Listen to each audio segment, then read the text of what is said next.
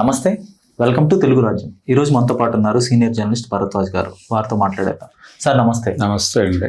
Sir, YCP అధినేత జగన్ గారు తన పార్టీ నాయకుడికి నైతికంగా అండగా నిలిచే ప్రయత్నం చేశారు. నిన్న శ్రీకాకుళం వెళ్ళి అప్పలరాజు కుటుంబాన్ని పరామర్శించారు. చాలా పెద్ద ఎత్తున జనసందోహంతో అక్కడికి వెళ్ళి ప్రభుత్వానికి కొన్ని ప్రశ్నలు సంధించారు. సో ఆయన ప్రధానంగా చేస్తున్న విమర్శ ఏంటంటే, ఆ పిల్లవాడు ఎవరైతే యాక్సిడెంట్ చేశాడో, సో అతను అప్పుడు ఇమీడియట్గానే 108కి కాల్ చేశాడు. అతనికి ఆ ఉద్దేశం లేదు. ఆ మర్డర్ చేశాడు అనే నెపాన్ని ఎలా వేస్తారు ఒక చిన్నపిల్లోడు? తర్వాత అదేదైనా యాక్సిడెంట్ కేసు కింద పెట్టొచ్చు, కానీ మర్డర్ ఎలా అవుతుంది అది? ప్లస్ చనిపోయిన వ్యక్తి కూడా ఒక సాధారణ వ్యక్తి, చంపాలనుకునే ఇంటెన్షన్స్ ఏమి ఉండవు అనే పద్ధతిలో మాట్లాడారు. సో తన పార్టీ నేతకి ఇట్లా అండగా నిలబడటాన్ని ఎలా చూస్తారు? అంటే ఆయన వైజాగ్ వెళ్ళింది 11 గంటలకు వెళ్ళాడు. ఆయన వెళ్ళిన తర్వాత అక్కడి నుంచి ప్రిజన్కి వెళ్ళడానికి 1 గంట, మ్యాక్సిమం 1.5 గంటన్నర పట్టు ఉండాలి. 12:30కి వెళ్ళి ఆయన ములాఖాత్ పెట్టి బయటకు వచ్చిన తర్వాత ఆయన జనంతో ర్యాలీ ప్రోగ్రాం పెట్టుకుంటే బాగుండేది. కానీ ఆయన 11ంటికి అక్కడ ల్యాండ్ అయ్యాడు. ల్యాండ్ అయిన తర్వాత ఆయన అక్కడి నుంచి జైలుకి చేరటానికి సాయంత్రం 6 అయిపోయింది. 5ంటికి క్లోజ్ అవుతుంది ములాఖాత్. సో ఆయన కలవలేదు. ఆయన కలిసి భరోసా ఇచ్చే ప్రయత్నం చేయలే. దానివలన ఏం జరిగింది, మీరు ఏ పని మీద అయితే వెళ్ళారో ఆ పని జరగల. పోనీ మీరు రోడ్ షోలో ఏదైనా ప్రోగ్రాం తీసుకుని వెళ్ళారా? ఇప్పుడు యాక్సిడెంటా కాదా, గొడవ ఏమిటి, ఆయన ఎందుకు లోపల వేశారు, దానికి సంబంధించిన లీగల్ గొడవ లాయర్లు చూసుకుంటారు. ఓవరాల్గా జరిగిన సన్నివేశం మీద మీరు తాడేపల్లి ప్యాలెస్లో కూడా కూర్చుని మీరు ఒక ప్రెస్ మీట్లో మాట్లాడచ్చు. తాడేపల్లి ప్యాలెస్ అనేది కరెక్ట్ కాదు, కానీ తాడేపల్లిలో వారి పార్టీ కార్యాలయంలో కూర్చుని ఒక ప్రెస్ కాన్ఫరెన్స్లో మాట్లాడచ్చు. అంటే 3 ఇన్సిడెంట్లు ఉన్నాయి ఇప్పుడు ఏపీలో. 3 ఇన్సిడెంట్లు, ఒకటి అప్పలరాజుది అయితే, రెండోది జోగి రమేష్ది. తర్వాత అదే శ్రీకాకుళంలో తమ్మినేని సీతారాం గారి పిల్లల తాలూకా పంచాయతీ ఒకటి ఉంది, ఒక భూమి కబ్జాకి సంబంధించిన వ్యవహారం. అయితే వీటన్నిటికీ కలిపి, అంటే ఎవరైనా ఆయనే అన్నట్టుగా యాక్సిడెంట్ అనేది అన్ఎక్స్పెక్టెడ్గా జరుగుతుంది, దాన్ని ఇష్యూ చేయకండి అని చేయాల్సిన అవసరం ఉంది. పొలిటికల్ దీనికోసం దాడులు చేస్తున్నారు అనేది తను మాట్లాడదలుచుకున్న అంశం. కానీ అక్కడ పర్సనల్ లెవెల్లో జరిగినటువంటి కొన్ని మిస్టేక్స్, ఇప్పుడు జోగి రమేష్ వ్యవహారంలో ఆ కోడలు గారు మాట్లాడుతున్నారు. అంటే కుటుంబంలోకి జ్వరబడి చీలికలు తీసుకొచ్చి ఈ రకమైనటువంటి గొడవ చేస్తున్నారు అనే స్టాండ్ తీసుకుని వెళ్ళి గొడవ పడాలి అక్కడ.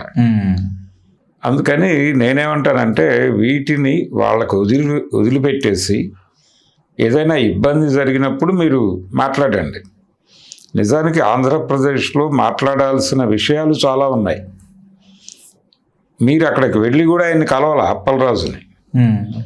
ఎందుకు కలవలేదు అంటే, మీకోసం ఆర్గనైజ్ చేశారు, జనాల్ని ఆర్గనైజ్ చేశారు కాబట్టి ఈ ప్రోగ్రాంలో నుంచి మీరు కొనసాగాల్సిన అవసరం మీకు పడింది.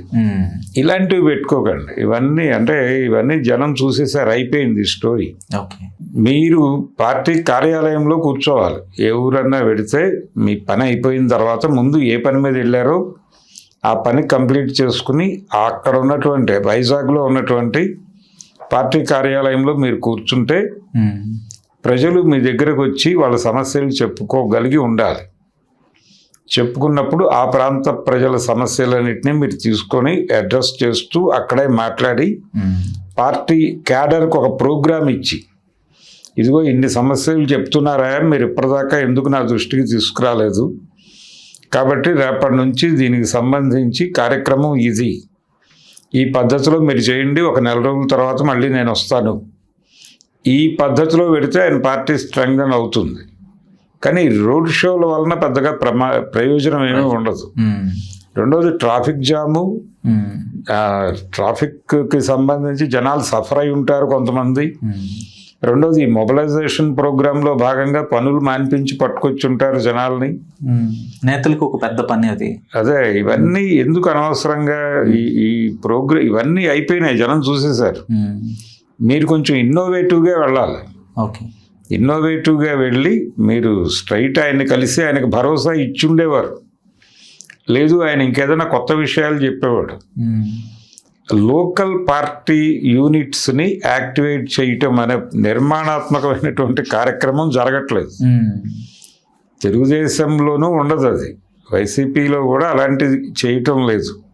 ఎంతసేపు జనాల్ని మొబిలైజ్ చేయడానికి వాడుతున్నారు తప్ప అలా కాకుండా రూట్స్లోకి వెళ్ళి, ఇప్పుడు కృష్ణలంక గొడవ ఉంది, కృష్ణలంకలో జరుగుతున్న వ్యవహారం మీద సీరియస్గా ఒక ప్రోగ్రాం పెట్టుకోవచ్చు ఆయన. ఆ కృష్ణలంక పోలీస్ స్టేషన్కో లేకపోతే హోమ్ మినిస్టర్ గారి దగ్గరకో క్యాడర్ని పంపించి ప్రభుత్వం ఆ గాదె సాయికృష్ణ ఎపిసోడ్లో ఎందుకు ఒక ప్రకటన చెయ్యదు, సిఐ గారు గందరగోళంగా మారుతున్నాడు, ఆ తల్లి గందరగోళంగా మాట్లాడుతోంది, లాయర్ ఇంకోలా మాట్లాడుతున్నారు, ఏమిటి జరుగుతోంది ఈ కేసులో అనేది ఒక అధికారిక ప్రకటన ఇచ్చేలాగా ఒత్తిడి ఎందుకు చేయటం లేదు పొలిటికల్గా అనేది ప్రశ్న.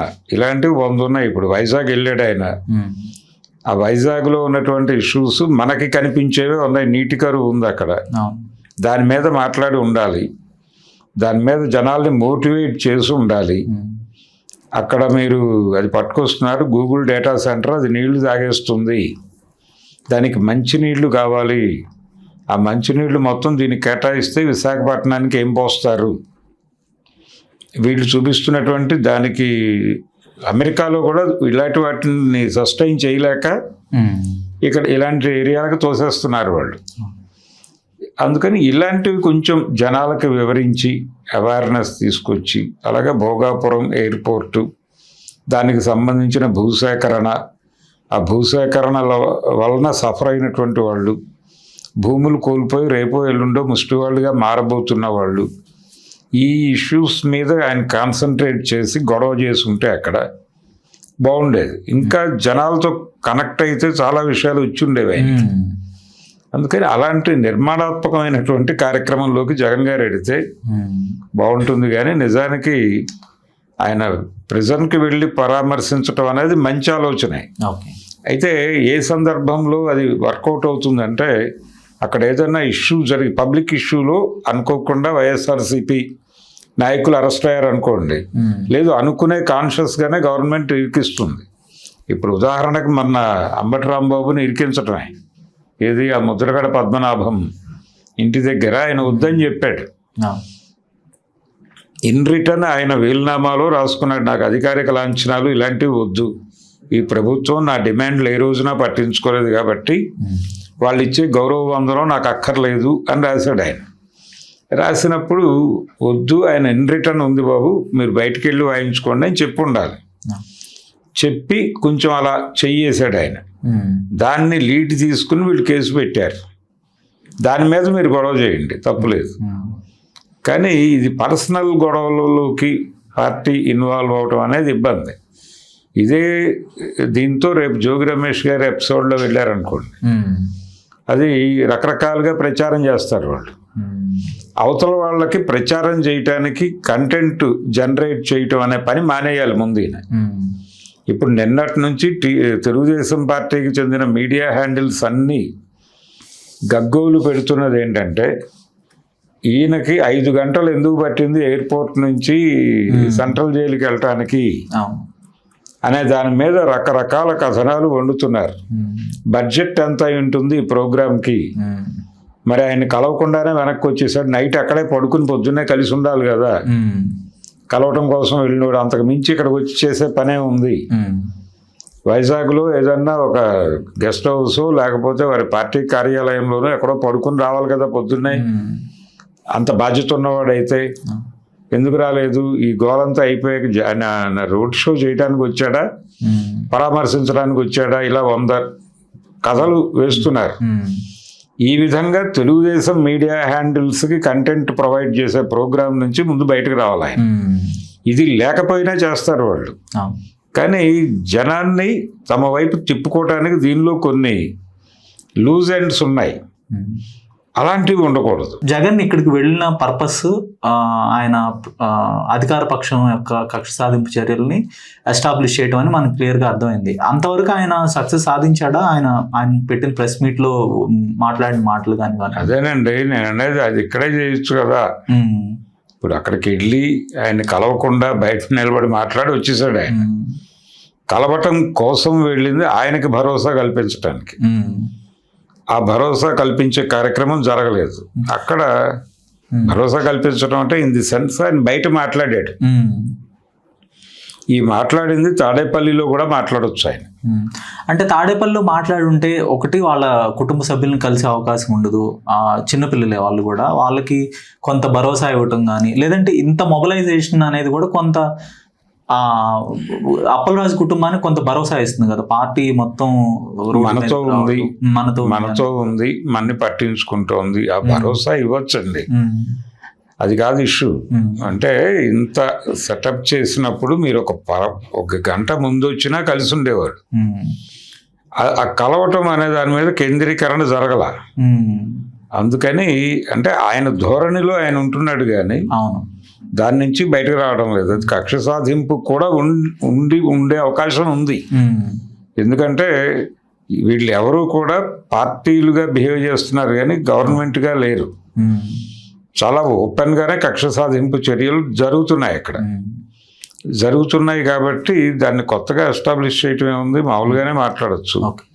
ఈ స్థాయిలో జనం రావటం అంటే పూర్తిగా ఆర్గనైజ్ చేయటం వల్లే సాధ్యమైందంటారా, లేదంటే కొంత ఉత్తరాంధ్రలో కొంత జగన్కి ఏదైనా గ్రౌండ్ బిల్డ్ అవుతుందా అన్రెస్ట్ వల్ల? అంటే అన్రెస్ట్ ఉన్న మాట నిజమే, కానీ ఆ అన్రెస్ట్ని మీరు ఎలా మీ వైపుకి తీసుకోవాలంటే నేను ఇందాకే చెప్పాను, ముందుగా ప్రకటించి ఒకరోజు ముందు జగన్ గారు వస్తున్నారు, ఆయన బలానా చోట ఉంటారు, బలానా చోట స్టే చేస్తాడు ఆయన, ఈరోజు ఉదయం అక్కడ ప్రిజన్కి వెళ్తారు, ప్రిజన్ దగ్గర నుంచి వచ్చి ఇక్కడ ఉంటారు, మీరు ఏవైనా సమస్యలు చెప్పుకోగలిగిన దలుచుకున్న వాళ్ళు, ఆయన దృష్టికి ఏదైనా ఇష్యూస్ తీసుకురాదలుచుకున్న వారు వారిని బలానా చోట కలవచ్చు అని ముందే ప్రచారం చేసి మీరు వెళ్ళి పార్టీ ఆఫీసులోనో లేకపోతే ఇంకేదన్నా గెస్ట్ హౌస్లో మీరు క్యాంప్ ఆఫీస్ లాగా పెట్టి